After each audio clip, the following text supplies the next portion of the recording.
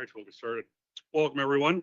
I'll call this committee of the whole meeting to order September the 6th at 5 p.m.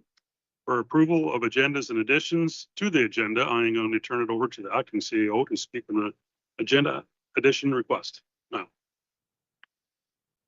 Good evening, through you, Deputy Mayor Pringle. Good evening, members of council. Yes, if we can add a second item to the closed session later on for an update on an ongoing litigation matter, that would be much appreciated. Thank you for that, Niall. We certainly do that. All right. So the recommendation reads that the addendum to the agenda regarding correspondence of the Owen Sound Chamber of Commerce be approved and form part of the agenda, and that an additional item to be added to the closed session agenda under open exemption E of section 239/2 of the Municipal Act 2001, so that the staff may receive direction on ongoing litigation or potential litigation, including matters before administrative tribunals affecting the municipality or local boards, and that the agenda be approved as amended. I need a mover and a seconder. Councillor Winters, Councillor Coburn, discussion. I'll call the vote. All those in favor? That is carried. The land acknowledgement statement tonight will be read by our acting CEO, Director of Community and Environmental Services, Niall Lobley. We acknowledge with respect the history, spirituality, and culture of the Anishinaabe people, the people of the three fires known as Ojibwe, Odawa, and Potawatomi Nation, who have inhabited this land for time immemorial. Further give thanks to the Chippewas of Saugeen, the Chippewas of Nawash, now known as Saugeen Ojibwe Nation, as the traditional keepers of this land. We also recognize the Métis and Inuit whose ancestors shared this land and these waters. May we all, as treaty people, live with respect on this land and live in peace and friendship with all its diverse peoples. As we enter September and raise the Every Child Matters flag, I reflect on the importance of learning and, for many, unlearning and then relearning. I am an immigrant to Canada. I came to Canada without knowledge of the rich history, culture and traditions that pre-existed colonization. My eyes were opened by a former colleague and my learning started. The need for learning grew through Idle No More, through the continuing Wet'suwet'en debt protests, and in 2021, as Land Back Camp arrived in a park I was responsible for helping to manage. The impacts of colonial systems and constructs within which we live and work have also echoed through movements such as the Black Lives Matter. I have learned and need to continue to learn that to make meaningful steps towards reconciliation, I must take action in my own life that I lead and the work that I do on a daily basis. As I have the honor to share my sentiments alongside acknowledging the land, the traditions, culture, and peoples that call these lands home, I reflect on the importance to being open to learning, to be willing to unlearn the untruths that we have been told, and to be open to walking forward tomorrow in a better way than we had yesterday. As we enter a month of focus on truth and reconciliation, the first step that we can make on that path, long and complex though it may be, is in learning, reflecting on that learning. Thank you for the opportunity today. Thank you, Niall, for that statement. Declaration of pecuniary interest. Has anyone got it? Oh, sorry, Councillor Day. These things rarely happen for us. The Integrity Commissioner has confirmed that I have a disqualifying interest in item 8.1.1 on today's agenda on the basis that I have a long-standing close personal relationship with persons who are employed by and are in management of GM Blue Plan. Great, thank you for that declaration. Anyone else with a declaration? If one arises, just let us know and we'll go from there. Public hearings tonight is nil. Delegations public question period. 6.1, items on the agenda. Any person who wishes to appear before council regarding an item on the agenda shall make written application to the clerk by 3 p.m. the day of the meeting. To register, www.georgianbluffs.ca/delegations or call the clerk's office at 519-376-2729, extension 603. For items not on the agenda, any person who wishes to appear before council regarding an item not on the agenda make written application to the clerk by the Thursday preceding the meeting they wish to speak at. To register is the same, www.georgianbluffs.ca/delegations or call the clerk's office at 519-376-2729, 2729, extension 603. 6.2.1, we do have Mike Workington here, the Biosphere Association, Dark Skies. And welcome, Mike, and you have 15 minutes to present. Good evening, everyone, and thanks to the township for allowing me to talk to you tonight about dark sky initiatives in the Bruce Peninsula. Most of my comments are on the Bruce Peninsula, but I'm going to bring them down a bit to Georgian Bluffs and let you know what you can do down here in Georgian Bluffs as well. So if we could have the next slide, please. Perfect. We are blessed with some of the darkest skies in the northern Bruce Peninsula in all of southern Ontario, and it's because we have bodies of water on all three sides of us, which is great. We also have 3 dark sky preserves on the Bruce Peninsula: the Blue Water Outdoor Peninsula, Blue Water Outdoor, the Bruce Peninsula National Park, and Manitoulin Echo Park.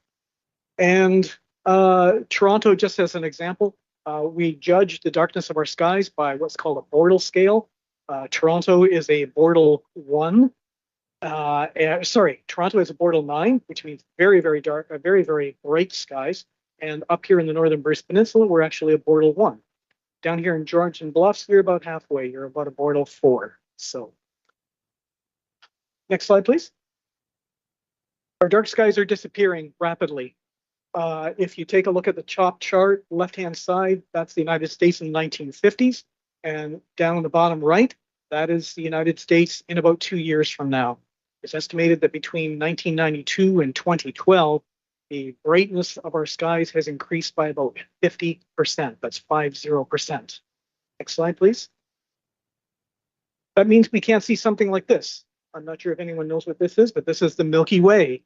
And you can see it very beautifully up in the northern Bruce Peninsula, but it's estimated that about 80% of all of the people in North America can no longer see the Milky Way, and about a third of all the people on our planet can no longer see the Milky Way. And that's because of light pollution. Next slide, please. Light pollution, or what we call artificial light at night, or ALAN, has consequences not just for humans, but for animals as well. As an example, it impacts bird migrations, causing birds to migrate earlier in the season than they normally would. It also causes birds to fly into buildings when those buildings are lit up at night. And even things like sea turtles, when they hatch, they will actually try to follow the moon to go back into the sea. And if there are streetlights nearby, they will actually cross roads and follow the streetlights, thus causing major mortalities for sea turtles. Next slide, please. You would think that with plants using photosynthesis, that the more light there is, the better, but that's not the case. It's found out that trees that are near streetlights will actually keep their leaves longer in the fall, and therefore those leaves will break off in the winter when they're covered with snow, thus causing the trees to die. And even things like soy crops, it's found in the US, that soy crops that grow near streetlights will actually have their maturation periods extended by about 7 weeks, and their yields will also be decreased. So it impacts not only trees, but crops as well. Next slide, please. And of course, it also impacts humans. This is probably familiar to many of you, but the blue light that's coming out of your iPad or your TV can cause a reduction in the body's production of melatonin, which is a sleep hormone, which means the next day your body is off by about 90 minutes. It takes you longer to get to sleep at night, and when you do sleep at night, you don't get that nice REM sleep that wakes you up in the morning, causing you to be very refreshed. Also, melatonin is a preventer of cancers. So there's now research that shows that types of breast cancers are impacted by blue light coming out of iPads, TV screens, and cell phones. Next slide, please. So why is ALAN increasing? A lot of municipalities are moving to LED streetlights. Those LED streetlights are great. They're cost effective. They're efficient. The problem is they tend to emit their light at the blue end of the spectrum. And the reason our skies are blue during the day is because the atmosphere scatters blue light more than any other color. Well, the same thing happens with LED lights. When they emit at the blue end of the spectrum, that light is scattered up into the night sky, causing artificial light pollution. Next slide, please. So here are some of the initiatives that we've undertaken on the Bruce Peninsula, the northern Bruce Peninsula. In 2004, the municipality declared itself a dark sky community. In 2011, we worked with the Owen Sound Transportation Corporation to change out the ferry terminal lights at the terminal to make them more dark sky friendly. We surveyed local municipalities and we paid up to 50% to replace municipal lights and residential lights with dark sky friendly lights. We also created Bayside Astronomy back in 2012 to educate the public on the importance of preserving our dark skies by showing them what they can see in the night sky. And finally, in 2022, we recently followed up with the municipality who modified their zoning bylaw to state that outdoor lights shall now be dark sky friendly. And that was a major initiative for the municipality of Northern Bruce Peninsula. Next slide, please. These are some of the slides that we have put up. If you've been to Bayside Astronomy or the Lions Head Marina, you'll see some of those slides on the sides of the buildings that talk about the fact that we are a dark sky destination and a UNESCO World Biosphere Preserve. So these are some of the outreach things that we've done with Bayside Astronomy. Next slide, please.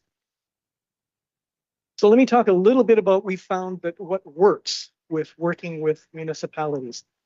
Building contacts within the municipality itself, in particular with the facilities department, has enabled us to push forward the importance of preserving our dark skies and making those street lights and other lights in the municipality dark sky friendly.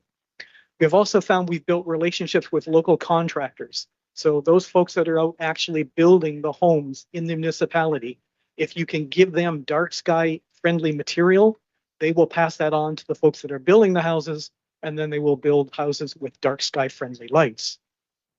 Public outreach. We do that through Bayside Astronomy, but also through social media such as Facebook and other social media platforms, websites. And we've also worked on stressing the economic benefits of dark skies as well. That number should actually be 18,000, but since 2012, we have had 18,000 attendees to our Bayside Astronomy program based in Lions Head. We get about 2,600 attendees every summer, and we've estimated that if you look at hotel and motel stays, dinners in local restaurants, that we probably bring in about $175,000 to the municipality every single year. As an example, I was contacted by somebody who was staying at the Lions Head Beach Motel. They were looking for the program on Tuesday night. Tuesday night is one of the nights we do not run Bayside Astronomy. So he said to me, is there anything we can do? And I said, well, we run the program on Wednesday nights up at Summerhouse Park. If you're willing to stay an extra night, you could go up to Summerhouse Park. He said, well, let me ask my kids. He asked the kids. He said, kids, do you want to go to Grand Bend and play on the beach, or do you want to do the stargazing? And they all said stargazing, so they stayed an extra night in the motel, which meant more money for the motel, more dinners, grocery shopping, all that sort of fun stuff. So there is an economic benefit to dark skies. And of course, potential property owners, when they see the benefits of dark skies, when they come up to Bayside Astronomy and enjoy the program, they fall in love with the region and they become future taxpayers. Next slide, please. This is one of our pamphlets that we normally give out. I can send a copy of this to Tobin or to Rayburn if you want to pass this out to some of your residents as well. But it's a nice little pamphlet you can also pull off of the IDA website that helps you in talking to neighbors that may not have dark sky friendly lights. So this is our pamphlet. It shows what dark sky friendly lights should look like up at the top and what they should not look like down at the bottom. Next slide, please. And this just shows about why dark skies are important and some dark sky lighting myths that also help to find out the fact that dark skies are important and worth preserving. Next slide, please. What we found doesn't work is education versus regulation. We've been trying for the past 15 years to get a dark sky bylaw passed in the municipality of Northern Bruce. And we've had anywhere from 30-page bylaws to 4-page bylaws, and it just hasn't worked. So we've tried moral suasion. That hasn't worked because our skies are still getting brighter and brighter. So what we've done is we've looked at other towns in Ontario and tried to see what they are doing. And there are over 20 towns in tourist areas in southern Ontario that already have dark sky bylaws in place now. Some of them are very extensive, 30 or 40 pages. Some are as simple as 2 or 3 pages. Most of them have penalties for enforcement.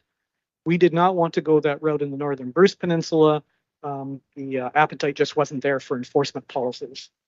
Almost all of those bylaws grandfather existing lights. So if you go to the next slide, this will just show you some of the towns and what they are doing. I passed this spreadsheet on to Rayburn to pass on to the council members as well. But you can take a look at that spreadsheet. There are links on the right-hand side with actual links to the bylaw itself. So if you're interested in doing a bylaw for the township, this spreadsheet is very helpful. Next slide, please. So what can you do here in Georgian Bluffs? You can implement a dark sky bylaw, or you can become a dark sky community by contacting the Royal Astronomical Society of Canada or the International Dark Sky Association. It's a very simple process. Northern Bruce did it back in 2004, so it's something you could try out. And in terms of a bylaw, it can be as simple as just a simple statement in the zoning bylaw that says something like, since we are a dark sky community, all of our outdoor lights shall be dark sky compliant. That's what the municipality of Northern Bruce did, and they added that they will enforce that. So they told us that if you see somebody that doesn't have dark sky friendly lights, send the address over to them and they will go out and give them a friendly talk. Okay? No enforcement, no penalties, but just a friendly talk. The biosphere will also still pay 50% to have those lights replaced as well. So that's a nice incentive. Reach out to local businesses and residents to survey their outdoor lights and stress the 5 principles that you see here for responsible outdoor lighting. Is there a purpose to the lighting? Is it really needed? Or can reflective stickers do the job? Is it directed properly? Is it pointed down? Is it full cutoff and not pointing up into the night sky? It should be no brighter than necessary to get the job done. Is the light necessary? Use timers. Turn off your deck, dock, patio lights, hot tub lights in the backyard. If you're not out there at 3 in the morning, why are your lights on? And finally, warmer. Use LED lights that are less than 3000 K in correlated color temperature. That means it will be at the orange or yellow end of the spectrum, not at the blue end of the spectrum that scatters light up into the night sky. The thing that worked with us as well is contacting and educating the local builders to recommend dark sky friendly lights and provide that info with every single building permit. That's what the municipality of Northern Bruce does now. Every time somebody applies for a building permit, whether it's a business or a residence, they hand out a dark sky pamphlet and talk about the fact that dark sky lights are necessary in the Bruce Peninsula. Contact the lighting providers and stores to see if they carry IDA approved dark sky friendly lights. You'd be surprised how many of them don't. I did a survey of 3 or 4 hardware stores up in the Northern Bruce, and only one of them carried one dark sky friendly light. So we need to do more pressure on the businesses themselves that sell lights to sell dark sky friendly lights. Consult on new LED streetlight replacements. This is another thing that happened in the Northern Bruce. We had some streetlights that went up in Pike Bay that were not dark sky friendly at first appearance, and there was no consultation to the public members as to where those LED lights would be placed. Some of those lights were angled improperly, so they were pointing sort of up instead of down. Some of those lights were pointing directly on into people's bedrooms. People were upset about that, so we talked to the municipality. They went out, adjusted some of the street lights, but they also passed a bylaw to state that in the future, there will be public consultation for the positioning of new LED street lights. So that's something you could try as well. And the other thing is you've got a wonderful astronomical society just down the road from us, which is the Blue Water Astronomical Society. You may want to work with them to see if they'd be willing to give a little talk at the first of their sessions on the importance of preserving dark skies. That's what I do at Bayside Astronomy. Very first thing the public hears is a 10-minute talk on preserving dark skies. Then they hear our student do a star talk on what's in the night sky. And then we open up the telescope so that people can come and look at objects in the night sky. So just working with Blue Water Astronomy, it should be Blue Water, have them talk about the importance of dark skies. Next slide, please. This is just a little plug for Bayside Astronomy. If you haven't been, we run every Friday and Saturday in Lions Head from July 1st to September 2nd. This is the sort of crowds we get. This year was terrible for weather. We had to cancel about half of all of our sessions because of either rain or smoke from the forest fires out west or in Quebec. Despite that, we still had over 2,000 people attend this year, only 26 sessions. Next slide. Okay, so it's time for some dumb questions. Just hit enter on that slide if you can. Time for some dumb questions. And one more time. Are there any dumb questions or any good questions? I'll take either. I hope I haven't gone over my 15 minutes. Yes. I have a question or a comment and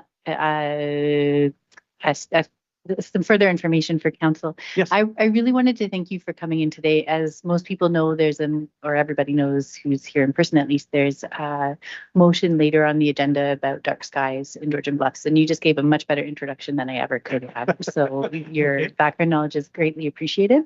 And secondly, the Blue Water Astronomical Society is active in Georgian Bluffs. Sometimes they do things at Keppelcroft Gardens. Out Oh, in that's Big great. Bay. So Perfect. we already have some connections with events happening, not necessarily connected with the municipal government, but they're active in our municipal government. Okay, that's good. And I'll make one final offer. If you would ever like me to come down with my telescope and do a session for the township, I'd be more than happy to. I'm up most of the time at my cottage up in Stokes Bay. So just reach out to me and I'd be happy to come down and do a session with my 9.25-inch telescope. All right, thanks, Mike. Any further questions from anybody? Any? Ryan's good. Yeah, thanks, Mike. That was Okay. very informative there. I learned some things myself. So I appreciate your time tonight. Thank you very much for your time. And I think I'll stick around for that dark sky motion. All right, moving on to some correspondence. I do have a question from the clerk. If we discuss one of these, we have to have a second or mover in a second. Nope. Just read them. Ezra. Yep. All right, 7.1, Mary Thornley, status of the Big Bay Shore Road. Anybody have comments to make? Yep, Councillor Coburn. Yeah, I just wanted to make note that another, as we can see from the letter, another individual is asking about the status of the Big Bay Shore Road. And for anyone listening, and just a reminder, and correct me if I'm wrong, CAO, council has approved looking into this situation regarding the legal status of the road, and we'll be expecting a report coming down the road sometime. So thank you for that piece of correspondence. CAO. Yeah, just for anyone that didn't happen to see me nod, thank you, Deputy Mayor Bringle. Yes, to you, Councillor Coburn, staff are working through that work as we speak. I believe I am one question that I need left answered before I'm in a position I'm able to bring the report back. Thank you, Niall. All right, so any further questions on 7.1? So 7.2 is the inaugural annual general meeting of the Niagara Escarpment Biosphere Network. Any member of council wish to comment? Not seeing anything. All right, 7.3, Georgian Bluffs Climate Action Team resolution request. Any member of council wish to? Councillor Day. I don't know if you've all had a chance to read the letters, and for the folks at home watching online, this is a request from our climate action team to send a formal letter supporting the GB CAP position to the Premier, MPP Rick Byers, Grey County Council, and other municipal councils. This is about the Greenbelt in Ontario and the land that has been slated for development. And the integrity, there's been a lot happening in the news about this lately.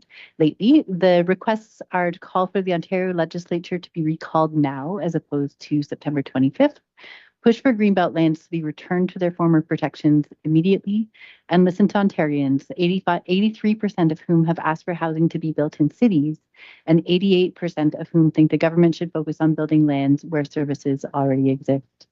I would like to make a motion that we send a formal letter supporting the GB CAP position. Thank you for that. And I do believe that Councillor Coburn will second that motion.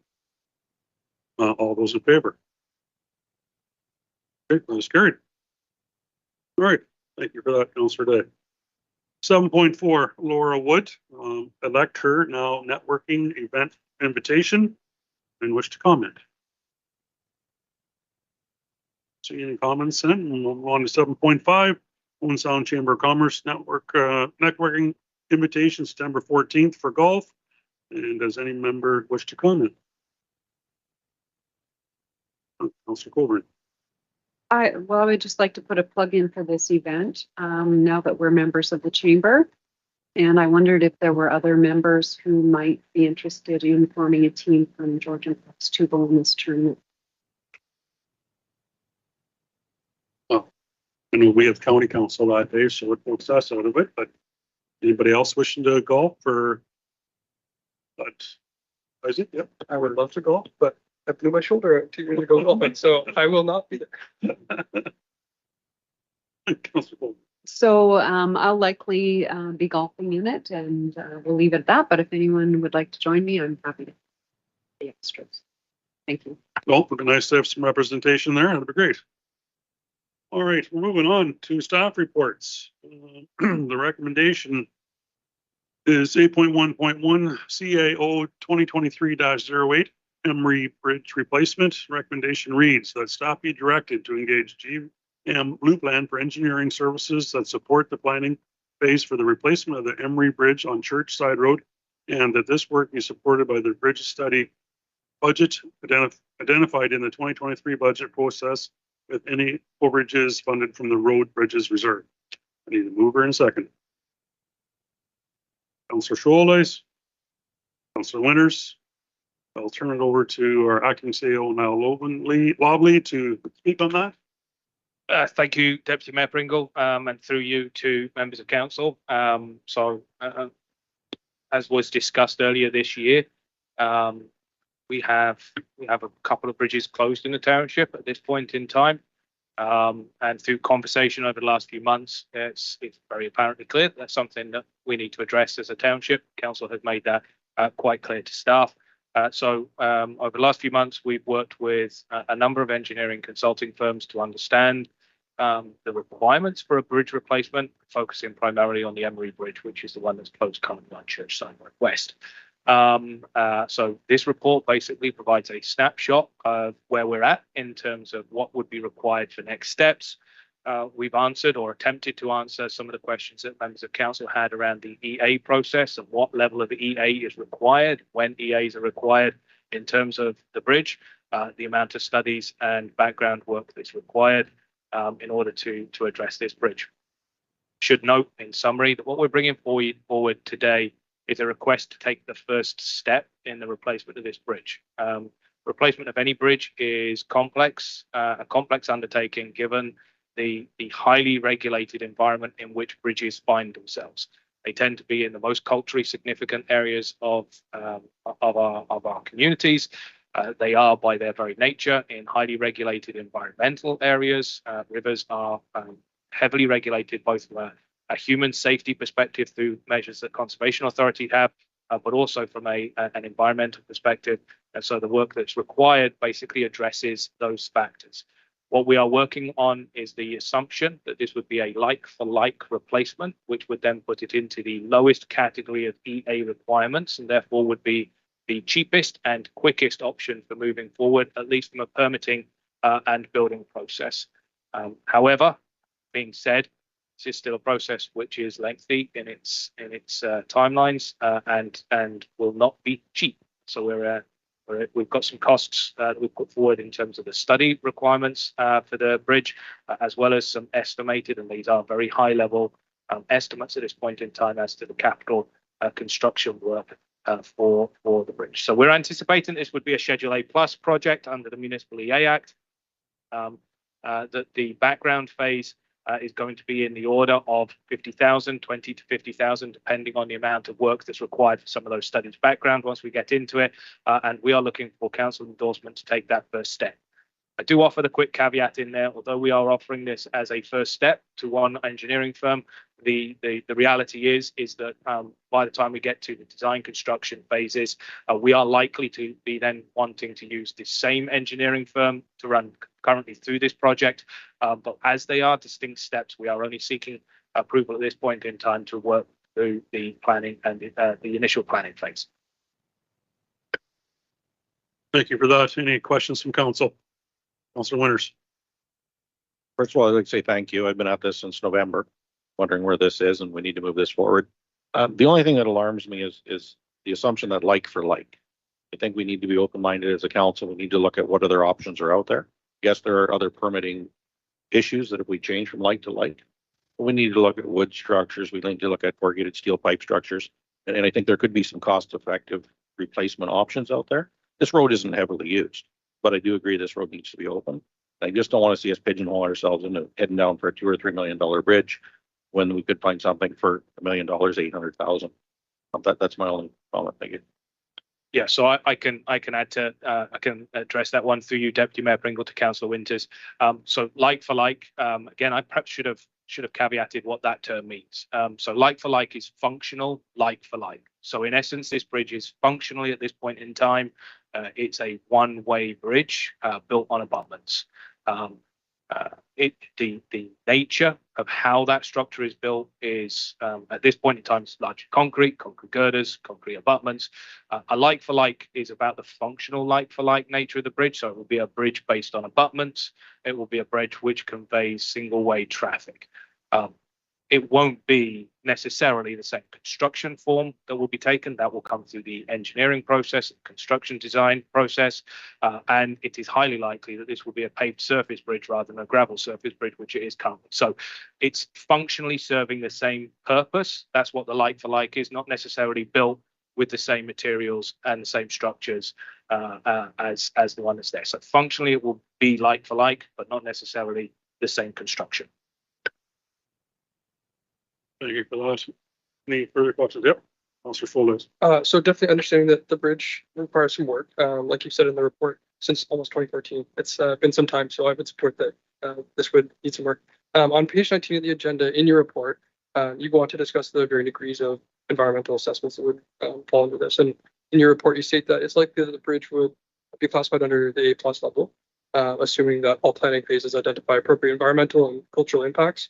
My question to you is, what are some examples of these impacts that would have impact on the Emery Bridge EA assessment related to Emery Bridge? Great question. Thank you, Deputy Mayor Pringle, through you to Councillor Shouldice. So two examples off the top of my head, which would traditionally tip this from being a Schedule A+ into a much more complex schedule, would be the first one would be if there was any archaeological find. That would instantaneously change the nature of the process. And so that would be the first one. We'll go through screening processes. Indeed, some of the screening processes have been done in and close to this area in the past. So we've looked to those. So we're fairly certain we're unlikely to come across that, but that would definitely tip the balance if we found that. The second one would be if any species of risk were identified, either in the creek or along the banks of the creek. That would then change the order of magnitude potentially of the EA process. Thanks for that. Any further questions? All right, I'm not seeing any further questions. I'm going to call the vote. All those in favor? And that is carried. Thank you. All right, on to 8.2, development and infrastructure. 8.2.1, DEV 2023-45, Robinson. Recommendation reads that staff report DEV 2023.45 Z/04-23 Robinson be received for information, and that the amendment to the Township Zoning Bylaw 2020-020 for lands located at 018387 Bruce Road 10 being parts lots 1 to 4 concession 3 Keppel Township be approved. Need a mover and seconder. Councilor Shouldice and Councilor Colburn. And I'll probably turn this over to the senior planner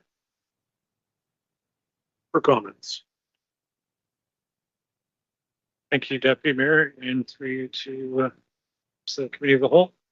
This application before us tonight is a result of a consent application, B0823, that was conditionally approved by Community Adjustment July 18, 2023, to create a surplus farm dwelling site. So as a result of that severance, the severed parcel was a little bit undersized. And I'm sorry, not the retained parcel was slightly undersized, and this application addresses that. Retained parcel ended up having a reduced lot frontage of 190 meters, where 200 meters is required in the zoning bylaw, and a reduced lot area of 39.2 hectares, where 40 hectares is required. The third requirement of the bylaw is that the retained lands, because this is for farm dwelling severance, retained lands being the agricultural component are zoned to prohibit tree tourism for the development. A public meeting was held on the 16th related to this zoning amendment.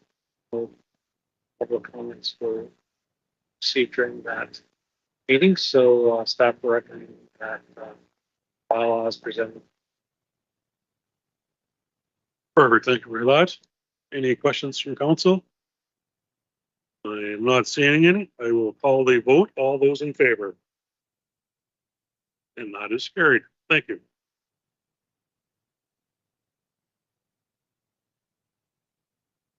Thanks for that. I'll carry on to 8.2.2 is DEV 2023-046 report for Z 0721, 2077516 Ontario Limited. Recommendation reads, application Z 0721 has been demonstrated to be consistent with the provincial policy statement and in conformity with the intent of the County Gray official plan and in conformity with the general intent and purpose of the Township of Georgian Bluff zoning bylaw. Application is recommended for approval, subject to additional changes proposed in the attached draft zoning bylaw amendment by staff. And I need a mover and a seconder. Councillor Winters and Councillor Day. And I'll turn this over to our senior planner again.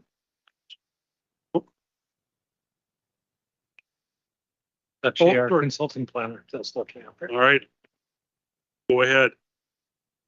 Perfect. Thank you. Through you, Chair. I'm here to present application Z-07-21.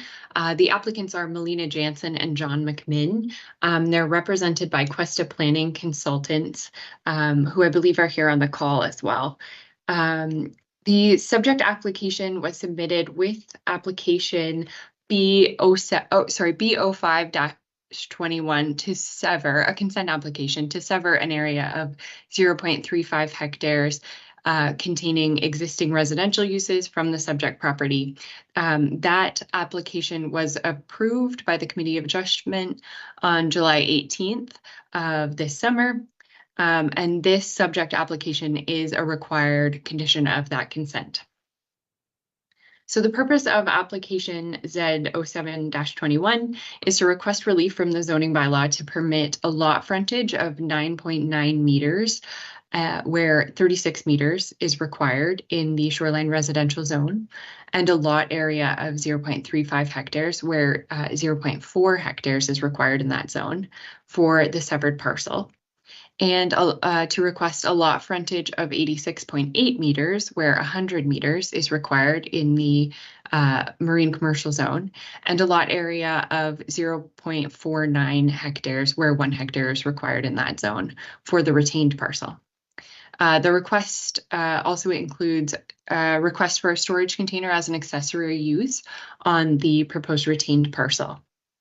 And then in addition to the requested amendment, staff have made additional recommendations to the draft amendment in response to agency comments and information provided by the applicants.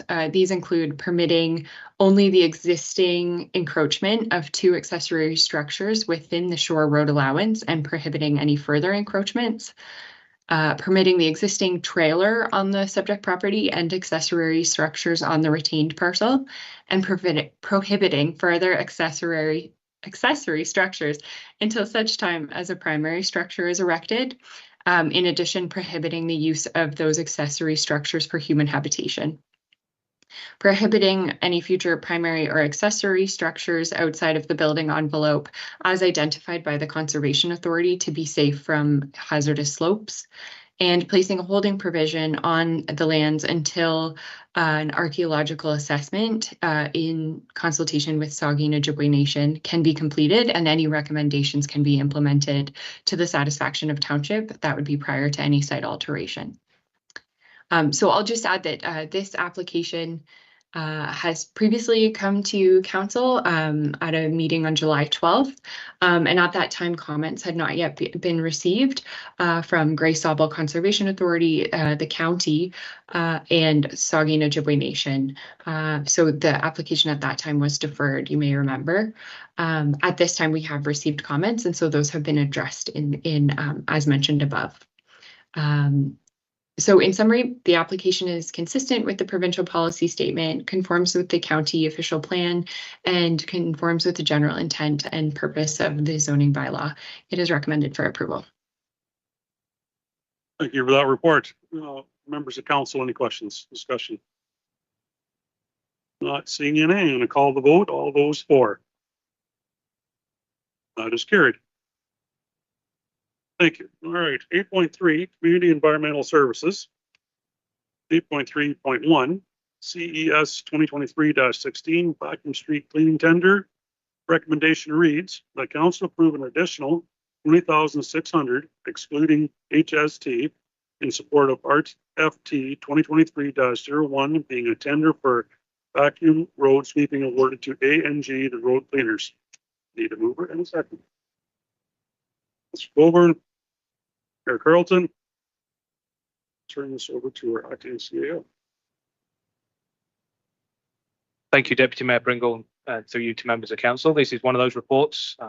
I normally come to you with a smile on my face and a happy report. This is one of those reports which is not in that category, and I apologise for that. The vacuum street cleaning work, which is undertaken in the township by contractors, usually during May, late April or May, depending on how winter ends, is an annual program which is designed to take road materials that we put down in the winter to stop people falling off the roads. We need to take those materials off the road before they fall into our drainage ditches and clog those up, or themselves present a loose surface hazard to drivers. It's a service which we offer to the more, not that we have massive urban areas, but it is a more urban area program offered on residential streets, paved residential streets, and was awarded by council after a tender was brought forward during the budget process earlier this year. That work was completed in May of this year, and we are in the process now of receiving the invoicing for that work. During the invoicing, we thought we'd received a duplicate invoice. We did add a few streets to the program this year after the award of the tender, given that they had been missed. They'd been overlooked in the tender documents. We did add a few streets in, so we thought we'd received an invoice. We then thought we received the corrected invoice, which reflected the additional costs of those extra streets. And then through Sam and myself going back to the contractor, we understood that no, the nature of the work had more or less doubled in price during the duration of the contract, and that, in fact, these two invoices were both due in effect. So what had happened, we understand from the contractor, is that they had spent essentially double the amount of time that they had put into the contractor, into the tender response, due to the nature of winter, the materials that were put down and the equipment that was specified in the tender. It took double the amount of time. There was more work needed. It took more time to do that work. They did reach out to the township a number of times during the contract being undertaken to advise us of the timeliness of the tender being completed. The emails and phone calls that were being made to members of the township staff who were the members that were responsible for putting this tender together and managing the tender, those staff members were with the township, and so those emails and phone calls were going to unmonitored locations. So we weren't aware were aware, but we weren't aware of the overages being experienced while they were being experienced. So today, that's why we have this one in front of you. We have had work done. It is more than the amount that was awarded by council, and so we need to bring this one back and seek approval for you to fund the shortfall. Thank you for that. Discussion from Councillor Mayor Carlton. Thank you, Deputy Mayor. Just a question in relation to previous years, what we have spent, even doubling the amount that was tendered. How does that come in relation to what it's cost us in previous years? Through your chair. So previous years, I went back 5 years, and it had been comparable to what the original tender was. So we were about the 20,000 mark previously. Councillor Colburn. Thank you, Chair Pringle. My question is more about process. I understand there were extenuating circumstances, and many of the folks in this room were not probably in positions to deal with this when it happened. I don't love hearing about overages after the fact. So I guess I'm looking for some reassurance that when, and again, I understand that we had some staff turnover that was probably greater than what we have experienced in the past, but I'm looking for some reassurance that in the event that that kind of thing happens again in the future, do we have an administrative process whereby folks' emails and phones and whatnot do get covered by other staff so that we don't miss these kinds of things going forward? So through you, Deputy Mayor Pringle, Councillor Coburn, yes, that process did actually happen in this instance. So those phone calls, those emails were redirected in a fairly timely manner. Most of them coming to myself, at least in a short window. This, I don't like to say this was a coming together of fates. We very rarely have a contract which is delivered in such a short time window. This had a 3-week timeline between the time they started, time they finished. Just so happened that 3-week window happened just as everything happened here. And so in the process of those emails being transferred over, me gaining access to it, trying to understand the state of play, this had all unfolded in that window. So we do have those processes in place to make sure that that doesn't happen. In this instance, just because of the timing, the nature of this particular type of work, it fell through. Carlton. Thank you. Sorry, just something else that I thought of. When you were speaking there, you mentioned something about the tender process. Did we not tender according to what we should have? Was there confusion there? If you could just expand on that, please. Thank you. Yeah, so one of the things that the, sorry, through you, Deputy Mayor Pringle, to Mayor Carlton. So yeah, one of the things that the company that came back to us did indicate was that in the contract we had offered trucking services. Those trucking services weren't accessible to the contractor, so they had to arrange their own trucking services because they weren't getting a response from the township as to those trucking services. And the second thing was they recommended that in future we specify a larger piece of equipment for undertaking the work. We had specified and asked for a fairly small piece of equipment. That's what they had won the tender on. That piece of equipment was rapidly overloaded with the amount of material that they were taking off the roadway and would have been more efficient with a larger piece of equipment. And so certainly there are some lessons to be learned from this for future tender processes. Thanks for that, Mel. Councillor Winters. I think you've addressed most of my concerns, acting CEO. This was a storm. This was a preventable storm. Street sweeping is a short period of time event. It does require organization, supervision, and coordination with trucks. When you pay a street sweeper to drive from one end of the municipality to the other end to dump a load or hire a third-party truck, you incur costs like this. And I mean, I saw it unfolding this year. We did have a huge staff turnover. I'm looking forward to the new staff that you've brought on, and I hope we don't have these conversations again, because this was a preventable storm, 100%.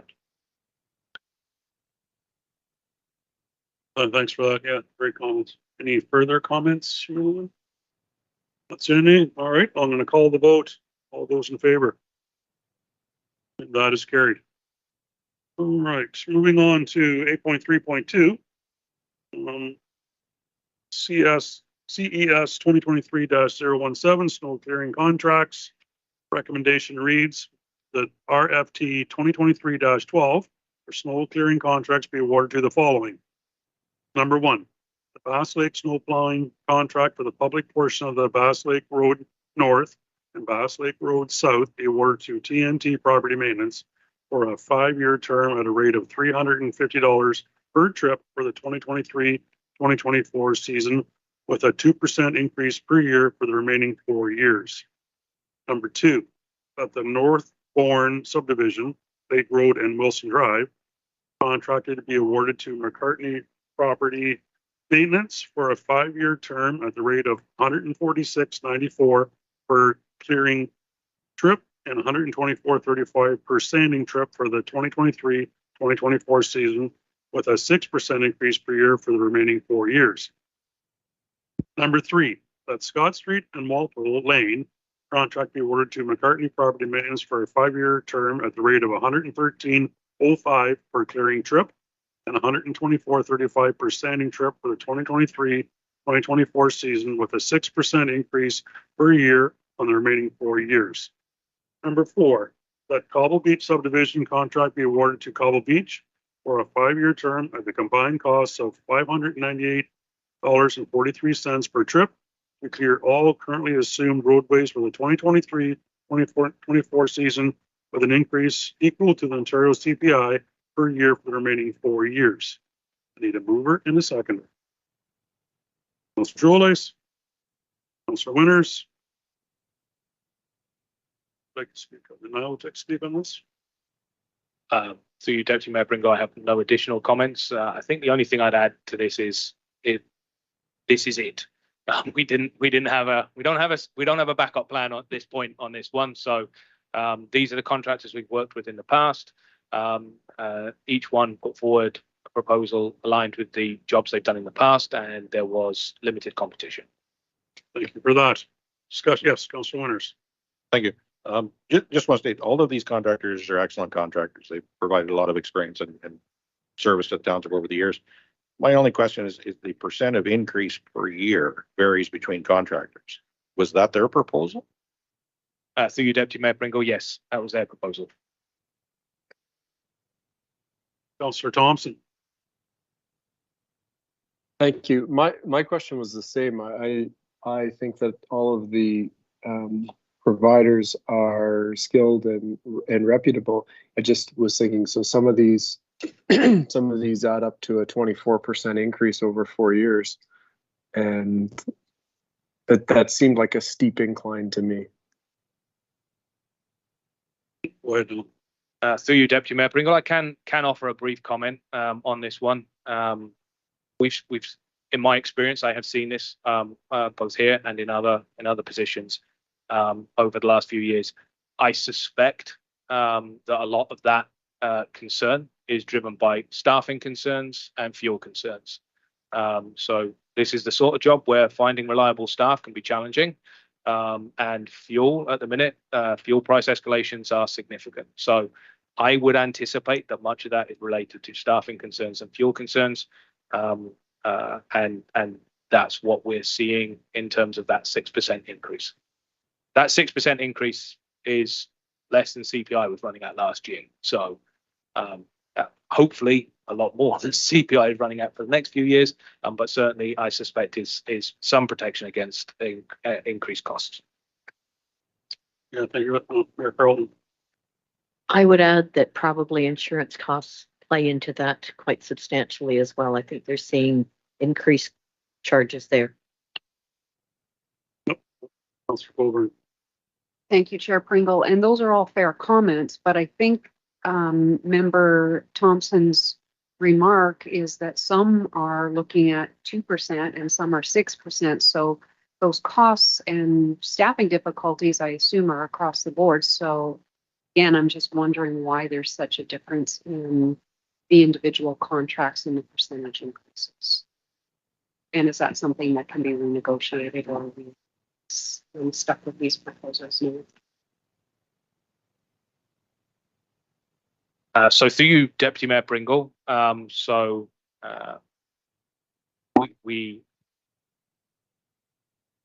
can't enter into a process of renegotiation unless we reject the tender, at which point we would then be able to enter into a negotiation. The options that sit before council today are either to accept the recommendations as we've put before, direct staff on a different route. So each one of the tenders provided a 2-year and a 4-year process. And so I'm getting information from the side room, but nothing I need to share. but enough to distract me briefly. So you can either accept the recommendation which is in front of us. You could choose one of the other options and go with a shorter term contract, which doesn't have the higher inflationary figures in, and hope that in 2 years' time we might be able to renegotiate a different price or see that inflation has changed and that the pricing has stabilized in some way, shape, or form. Or option 3, we could reject one or all of the recommendations, which would then enable staff to go back to those bidders on the basis of seeking a sharpened price point. I will personally suggest that we don't go down the option 3 route, given where we are in terms of the season. We are getting increasingly close, and I suspect the environment would be less favourable for the township to renegotiate at this point in time. Councillor Winters. If I may put on my previous hat, I do believe there are some differences between these contracts. Contractor number 1 and recommendation number 1 only does snow removal. 2 and 3 do snow removal and sanding and supply the sand. And I'm not sure what number 4 does. I believe it's snow removal and sanding. I'm not sure where the sand is supplied from based on. So when you look at sanding, I think we'll see that in the previous report coming up here very shortly. Sand costs are going up, insurance costs are going up. Again, I do want to state all of these contractors have provided superior service to the municipality, and a lot of them do it without oversight. They don't have to be watched and supervised on a day-to-day basis. I will state that over and over again. The costs seem increasingly high, but when you look at the rates of 6%, they supply their own sand. Thank you for that. Councillor Thompson.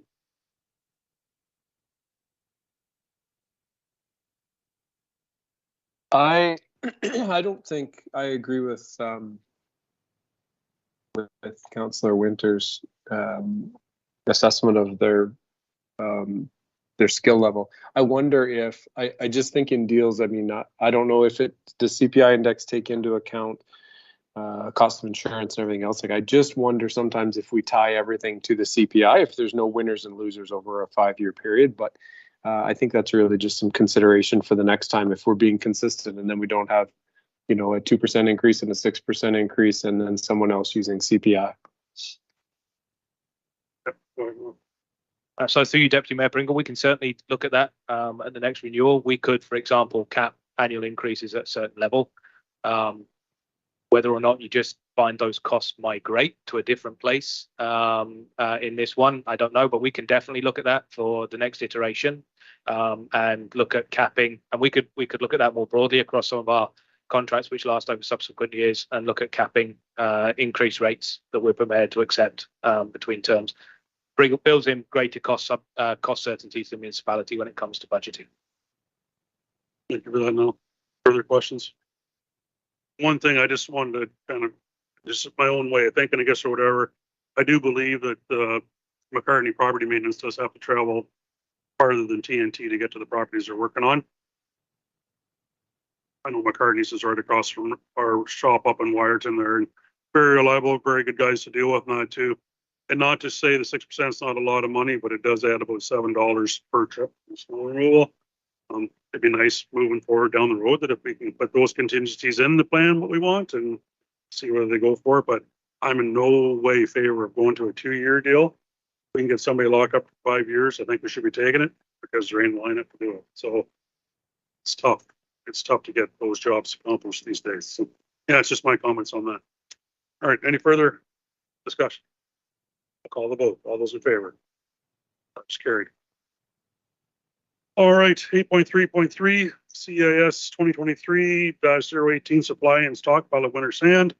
Recommendation reads that RFT 2023-13 for the supply and stockpiling of winter sand be awarded to Walker Airgates HSC Limited at the price of $21 per ton to the Derby Yard and $24.10 per ton to the Sarawak and Keppel yards. And that staff be directed to have these sheds filled to ensure an adequate supply of winter control materials for the 2023-2024 season. We need a mover and a seconder. Councillor Day, Councillor Scholdice, acting CAO, would you like to speak to this? Again, no comments really to add to the report that's in front of you. This is a necessary evil, a necessary product for our winter control operations.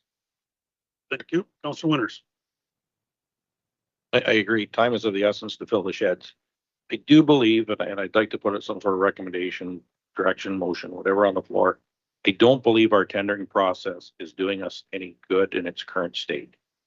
And I say that because I called a local contractor this morning at 6 o'clock and said, did you know that Georgian Bluffs had a winter sand tender out? And they said, no, we were interested in bidding. We weren't aware of it. In my private sector career, I get calls saying, we published something on our website. Just give you the heads up, it's there. We all are faced with email pollution on a day-to-day basis. The bids and tenders website is good, but it's not excellent.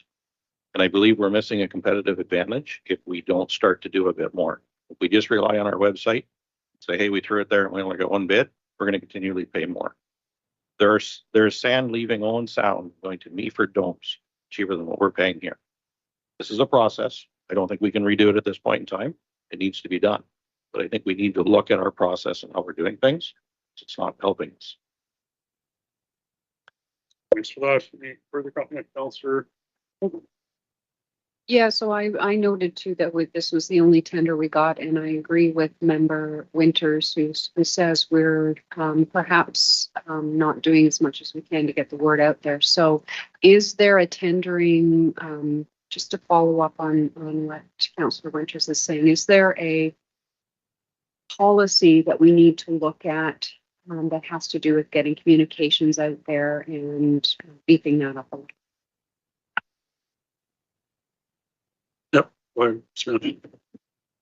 Through your chair, I have made note. I will take a look at our purchasing policy and see if that can come back to council and what we can change within it to allow for not one sourcing, but the better advertisement for bids and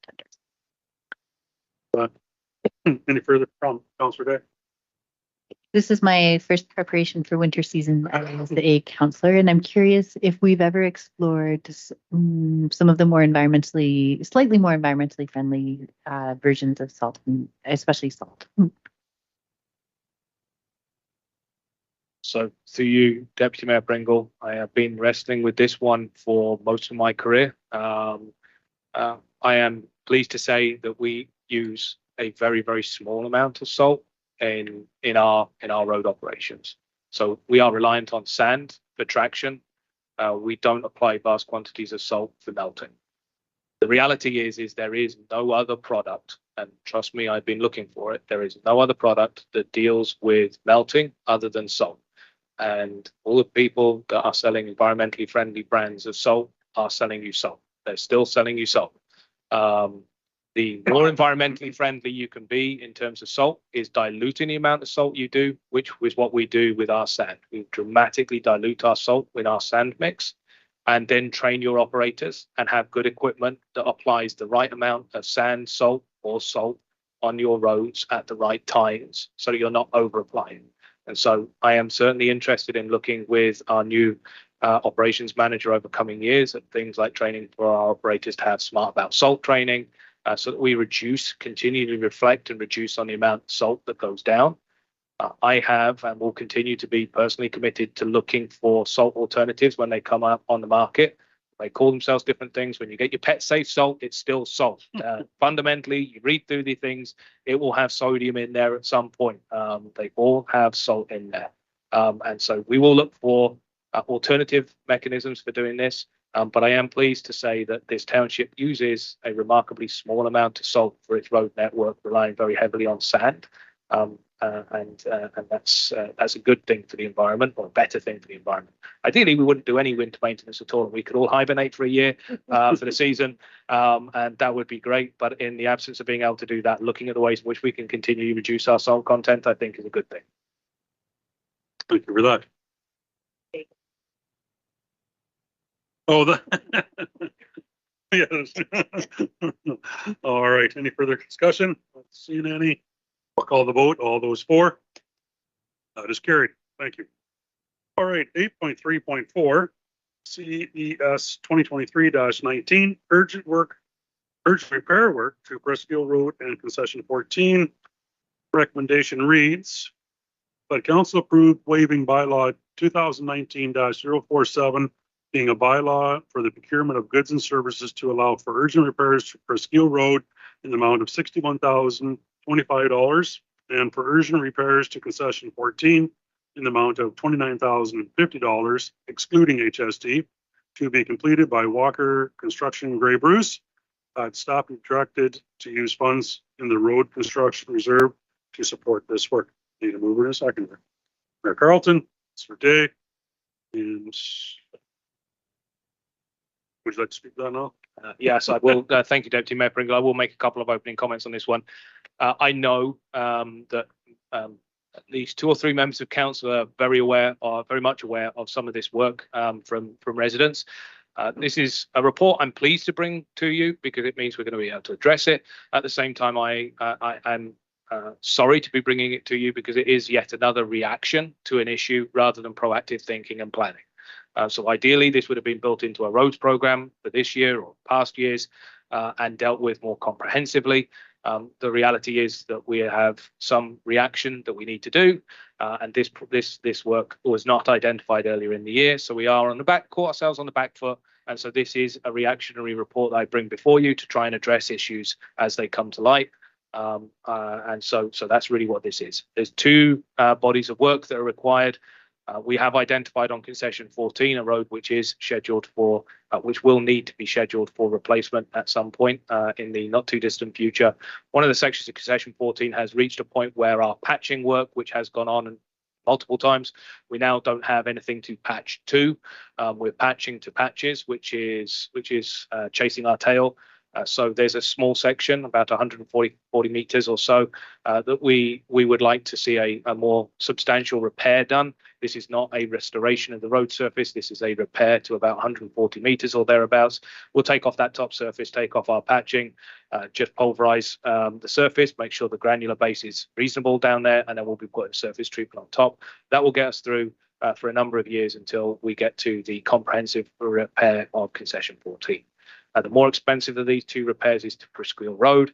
I'm sure many people have been up and down that road. There is a steep section on that road where it drops from on top of the cliff to the base down to the beach. And as you go down that, you're quite close to the edge of the road. There's quite a steep drop off on the downside. And the road at that point has been slipping. It's been slipping, obviously, for a number of years. There's at least 3 repairs that I was able to count which have failed. And so as we are working with Walker in other areas, we were able to get Sam to come out and give us some advice on this one. Walkers were able to suggest that they don't feel that there is a slope failure in that place. There's no trees leaning. There's no evidence for soil erosion occurring on the slope. Indeed, the guardrail, which stands at the top of the slope, is still nice and vertical. So there's no evidence that the slope is failing. They just simply believe that the submaterial of the road has failed. And so they're suggesting a full depth excavation back to native material and rebuild the road on one side. And then they would pave over the whole surface of the road. So we'd end up with a thicker surface on one side, just to avoid having any joints or cracks in that surface.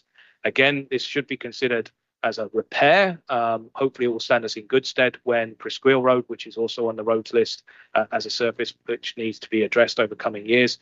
It will patch us through to that point, at which point that would be dealt with as part of a more comprehensive addressment of Presqu'île Road. As we're in the area, there's a short section of McIntosh Drive, which has not been paved. After having driven down that section myself, it was absolutely terrifying. Come down a very steep hill, hit gravel just at the point you need to hit the brakes, and the lake is right there. So tidying that up while we're in the area feels like a sensible thing to do. But as I say, good report. I'm pleased to be bringing this before you in terms of addressing an issue. I am sorry it is a reactionary report before you tonight. Thank you for that. Now, any further discussion from anyone? Councillor Schwollex. So on page 91 of your report, you state that both jobs can be completed in advance of the winter time. Quick question. Does Walker give us any proposed timelines associated with this, or is this just we take it as it happens before the snow falls? So in our conversations with Walker, basically, as soon as you give the okay, they will mobilize and be able to move out. Perfect. Thank you. Yeah, Councillor Winters. I'm reading the report and listening to your presentation. I assume we've only asked for a single source on this as well. Again, I agree that it should be done. Getting a little uneasy with single sourcing. It's like we're throwing all our eggs in one basket. Concerned that we're not competitive. We're not getting the best price we can get. And I'm also concerned that we're focusing on the road and we're not focusing on the canopy over the road that's causing these roads not to dry properly. we're just going to keep repeating this if we don't start dealing with the canopy in those sections as well. So through you, Mayor, Deputy Mayor Pringle, to Councillor Winters. As I say, this is a reaction based approach. If we were to tender, we would not have been able to secure this this year. I am going to work with the staff team over the next few months to address the way in which we look at stuff in 2024 to make sure we're better prepared and we do have a more competitive process in place for repair jobs.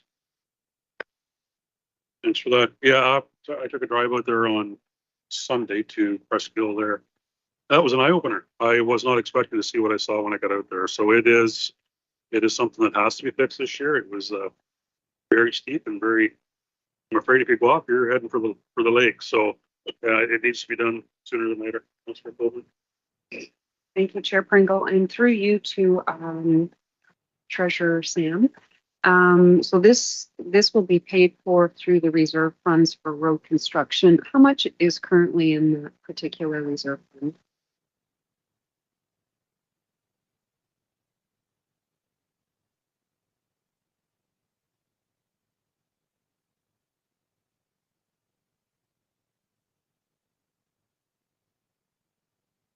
So the amount I'm about to give does include the 2023 budgeted contribution. It does not reflect any amounts that have been funded from the reserves. I just want to note that Elm Street is a large portion of this, but the balance as of today is 5,263 or 5 million. Sorry, 5 million. Apologies. Read the comments wrong. I apologize. Okay, that now I'm awake. Thank you. Councillor Winters. Again, I have to reinstate that I'm cautiously and very optimistic of our new staff coming on board, that we're not going to run into this reactionary measures all the time. I think you've got some good people on staff that understand forecasting and things like that. But I'm also alarmed at a lot of things that come to us as councillors that I would think the regular patrols that should be happening in our municipality should be picking up. And I mean, Presqu'île Road should be one of those areas that's patrolled at least every 30 days. And it's the residents that bring that to our attention, right? Which is kind of an alarming statement, right? So through you, Deputy Mayor Pringle, to Councillor Winters. So this one has been identified through road patrol. And when it came up through my conversations with a member of community who has had number of issues, a number of conversations with you, this one has been fed up the chain of command more than once internally and not yet landed. It has landed this time. Thank you for that. Any further discussion? Not seeing any, I'll call the vote. All those for. That is carried. All right, 8.3.5 CES 2023-20 Grey County Cycling Route sign posting.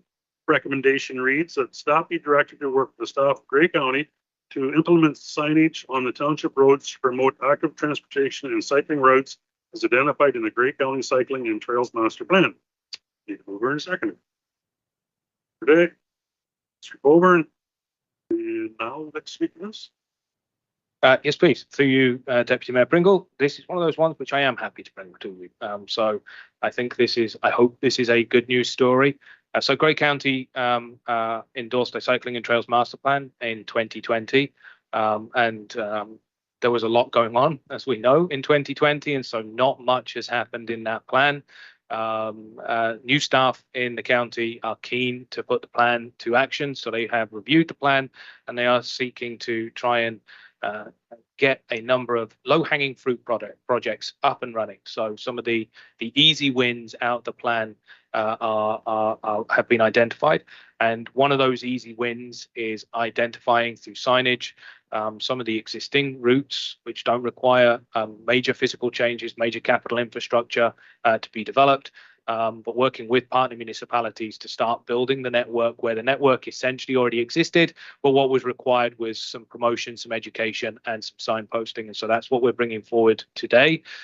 Grey County are hoping to work with the neighbouring municipalities, participant member municipalities on delivering this. They are committed to doing it on their own road network, regardless of whether member municipalities participate or not. But they are obviously looking for member municipalities to join on board, because continuity of routes, consistency of signage for cyclists really doesn't matter whether you're on a county road or whether you're on a township road. And so this report today is really just seeking your endorsement and approval for staff to work with the county over coming months in installing signs. And Grey County are going to be purchasing the signs. They'll install them on their own roads, and they're looking for township staff to support by installing them on our own signs as we go forward. I anticipate this is one of those projects that is a good filler for when we're out and about, and good filler work for example, if we end up with hopefully a mild winter with nice gentle flurries of snow every now and again, which we can stay on top of. Thank you for that. Now, any further discussion from council? Sir Dave. I appreciate this report, and I love the idea, and I support it with some caution, as someone who, when I had the right person to carpool with, would sometimes cycle home to Oxenden from Owentown, taking some of these roads, and they did not always feel safe, especially around rush hour traffic time. And putting up a sign but not providing a fully dedicated bike lane are two different things. So I just would like to acknowledge, while the signs are a good step, I almost wonder how the cyclists will feel about it, to have a sign there without having a safe spot to be on them. So through you, Deputy Mayor Pringle, you're quite correct, Councillor Day. Putting up a sign doesn't change overnight the way in which a road is used. So I will reflect on some of the broader measures within the Cycling and Trails Master Plan. So some of the routes are scheduled for enhanced shoulders, for example, when those roads come up for road reconstruction, so broader shoulders. I suspect there will be a growing need for more cycling lanes, dedicated cycling facilities as the county runs through that plan. So I don't think that this is stick a sign up and we forget about it. There is also, and Grey County will be working on this, an education and promotion piece that's going on in the background. That education and promotion piece is not just aimed at cyclists.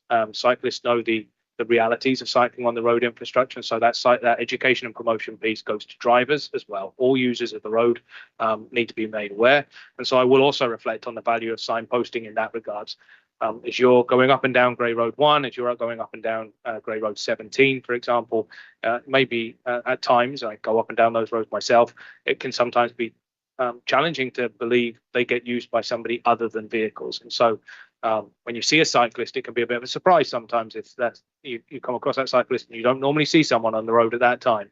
At least having the signage there, that signage is reminding drivers continually that there could be cyclists on that road. So the signage has an impact on drivers as well as it does for cyclists. So I suspect the signage is less about promotion to cyclists who already know those routes are there, and more about an awareness raising process for all road users of the presence of cyclists on those roads. But point taken, and it is embedded within a plan that simply putting a sign up is not sufficient to make a road safe for cyclists. Thank you for that. Now, any further questions? I'm going to call the vote. All those in favor? That is carried. All right, 8.4, corporate services. 8.4.1, COR 2023-30, main post server. Recommendation reads that council waive the bylaw 2019-047, being a bylaw for the procurement of goods and services, and the council directs staff to proceed with Infinity Network Solutions for the replacement of the main post server with a maximum spending $60,000, inclusive for a non-refundable HST to be funded from the computer hardware and software reserve. Need a mover in a second. Councilor Shouldice, Councilor Coburn, and Samantha, would you like to speak to this? Yes, the through-year chair, we had thought we would have the patents until end of 2024, that this was going to be a budget ask for 2024. However, Infinity advised in July that the patents were going to be ending in October of this year. With patents ending, it would leave our server open to potential corruptions. So that is why we are asking for it to be expedited and completed at the end of this year. Infinity did prepare a quote in July where it came in at $55,000. We are asking for a maximum of 60,000. That difference is to address any differences that may have came between when the quote was originally provided to now due to hardware costs. We are recommending to go strictly with Infinity. They have been with the township and we have been contracting them for all our IT services for the last several years. They're very familiar with our needs for a server and what is the functionality of it. Unfortunately, we don't really have a staff member that would have been able to properly prepare a RFP without having Infinity have a conflict in telling us what we kind of need in order to prepare a tender, which is why we're looking to single source. As they are also able to receive preferred pricing because they buy in bulk that we would not be able to receive if we went on our own. Discussion from council. Not seeing any, I will call the vote. All those in favor? That is carried. All right, 8.4.2 COR 2023-34. 2024 council and committee calendar recommendation reads that council approve the meeting schedule for 2024 as detailed in report COR 2023-034. Need a mover and a seconder. Councilor Day. Councilor Shouldice. And I'll send this over to acting clerk Carly Craig. Will they speak to that? Thank you, Mr. Chair. So this is an annual report pursuant to your procedure bylaw. For new council members, it usually comes late summer, early fall. So it's just an outlook for your meetings in 2024. So it includes all council, committee, and board meetings for the upcoming year. In this year's report, we've also benchmarked some dates for special council meetings, including for the budget. And also for some strategic planning sessions, which if council have questions about, can be spoken to in greater detail by the acting CAO. Dates for municipal conferences for the upcoming year are also included in this, as well. Grey County Council, just to give council members a sort of a better look into what the schedules will be like for the upcoming year. The report does include all of these things, but I'm happy to field any questions you may have. Not any discussion. Over. So thank you, Carly. I'm just looking at December. Has our office traditionally been closed for a week at Christmas time? Or is that something that we discuss closer to the time to have?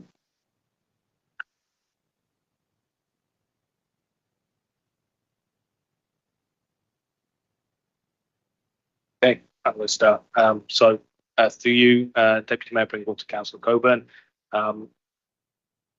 Traditionally, in my extent, is yes, but that's 1 year. So, yes, we have we closed the office last year. I believe we have closed it for a number of years between the Christmas and New Year break, and our staff to take vacation time, or loo time, bank time, or unpaid leave if they don't have access to one of those for that closure period.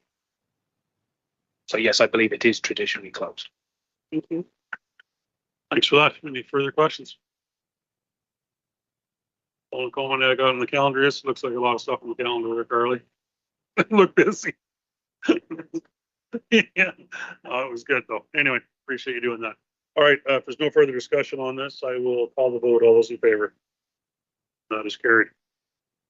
All right, 8.4.3 COR 2023-35 amended volunteer recognition program policy.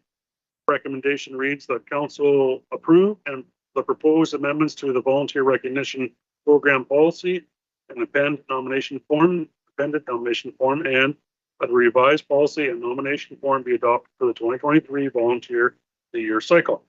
I need to move in a second. Today, Shouldice and acting clerks are to speak to this. Thank you, Mr. Chair. So this report is in front of the committee for consideration as a result of the first round of our Volunteer of the Year program. So just a high level, the policy has been revised from a more age-defined category being youth volunteer and senior volunteer to a length of service and impact of service approach. The new categories proposed are the Georgian Bluffs Community Service Award, the Georgian Bluffs Lifetime Volunteer Award, and the Youth of the Year Award. You'll notice that the nomination form has also been revised. With the previous version of the form, the individuals who are nominating would be able to check off the category they were nominating the person for. I have removed that to give council a little bit more leeway in terms of where they see the nominees best fitting within those categories. So that just gives council a little bit more flexibility in terms of their decision making. So high level, those are the proposed changes, and I would be happy to field any questions you have. Thank you for that. Any discussion from council? Okay, not seeing. I'm going to call the vote. All those for. It's carried.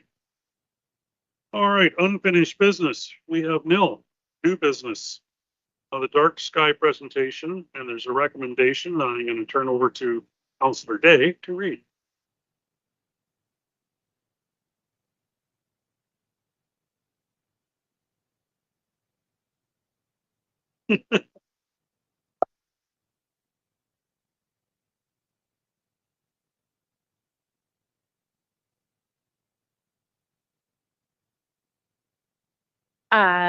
First, if there is any discussion on council, if anyone would like to understand why I brought forward this dark sky motion, I'd be pleased to have a longer conversation about it. I feel like Mr. Workington did an amazing job of presenting many of the most and more of the reasons why I was inspired to bring forth the dark sky proposal. From, well, I did it to myself with all these whereases, so I should learn for future ones. Whereas the Township of Georgian Bluffs has significant natural heritage assets, and whereas protecting the dark sky has social, economic, and environmental advantages, and whereas there is a significant and economic impact associated with the cost of wasted outdoor lighting that shines upwards, and whereas dark sky lighting keeps the dark sky dark by directing the light downward, reduces light pollution, and conserves energy, and where outdoor dark sky friendly lighting can still provide a sense of security and is inexpensive to implement, and whereas humans and animals depend on natural light-dark cycles for well-being, and light pollution disrupts mammal, insect, bird, and amphibian behaviors, and whereas there is a social value associated with dark sky preservation, such as the view of the moon, stars, and memorably this spring, northern lights, including a value to tourism, and whereas neighboring municipalities, including the municipality of the North Rusa Peninsula and the municipality of West Grey, are considering and undertaking dark sky policy work, and whereas a collective effort to protect the dark sky is most effective, and whereas the County of Grey official plan update includes a request of lower tier municipalities to include dark sky policies in their official plans for new development, now therefore be it resolved that the Council of the Township of Georgian Bluffs hereby directs staff to investigate dark sky preservation techniques, including bylaws that best suit the Township of Georgian Bluffs. Thank you for that, Councillor Day. All right, I need a mover and a seconder. Carlton? Sir Winters? Discussion? No. Carlton? Just a question to staff. It seems to me I remember when we were doing either the last official plan or comprehensive zoning bylaw that we do make reference to dark sky lighting in there. So do we not have a basis for that in there already? The senior planner's got a comment? Thank you, Deputy Mayor, and through you to the mayor. I did look at both our official plan policies and our zoning bylaw policies, and they do note dark sky compliance, but only for parking lots. They don't go beyond that. It's very timely this coming forward because we are working on an official plan update. And at our last engagement session, dark sky matters did come forward in our official plan section of that engagement. So I'm happy to see this come forward and happy to work on it to provide some more policy and direction. Thank you. Any discussion from further discussion? Let's see it. I'm going to call the vote. All those in favor? That is carried. Thank you. All right, so number 11 is our notice of motion and I do believe Councillor Coburn is going to bring in notice of motion. Thank you, Chair Pringle. And through you to my colleagues on council, as we're approaching the donation submission cycle, I would like us to consider using a committee format to decide upon donations. I have found that the discussion amongst 7 of us can be a bit confusing and a little unstructured, and I just wonder if it might be more efficient if we had a committee of 3 to decide on donations each year going forward. I anticipate it being just a quick 2-hour meeting for that discussion with recommendations brought back to council. So I do understand from Samantha that our policy is due for review and possible updates. So I'm just wondering if now might be the time to consider that. For that. Go ahead, Samantha. If I may, through your chairs, so the policy was implemented in March of 2022 with to be reviewed 2 years after, so as to allow council 2 years with the new policy process, being all 7 members of council included in the discussion. So it is slotted to be looked at, being the policy, in March of 2024 for the 2025 year. Our donation period for the 2024 year will be closing at the end of this month. Haven't received as many donations requests I had hoped yet, so I'm hopeful that over the next few weeks there will be more coming in, but the policy will be looked at. So that's not to be left, and that it will be looked at staff for 2024. Okay. Yeah, thank you. All right. Closed session. Recommendation reads: the Council of the Township of Georgian Bluffs moving to closed session at 6:31 p.m. in the council chambers with the acting CAO, Director of Community and Environmental Services. Acting clerk remains in the room to discuss. 12.1. Personal matters about an identifiable individual, including municipal or local board employees. Oh, sorry. Yeah, go ahead, Ryan.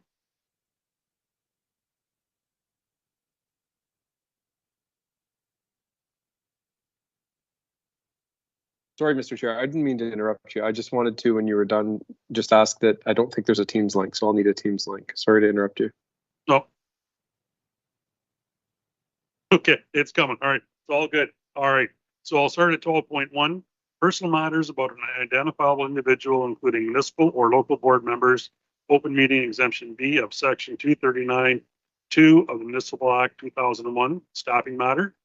12.2. Litigation or potential litigation, including matters before administrative tribunals affecting the municipality or local board. Open meeting exemption E of section 239(2) of the Municipal Act 2001 to provide staff direction on ongoing legal matters. Need a mover and a seconder. Councilor Winters and Councilor Day. Discussion. Go to closed session.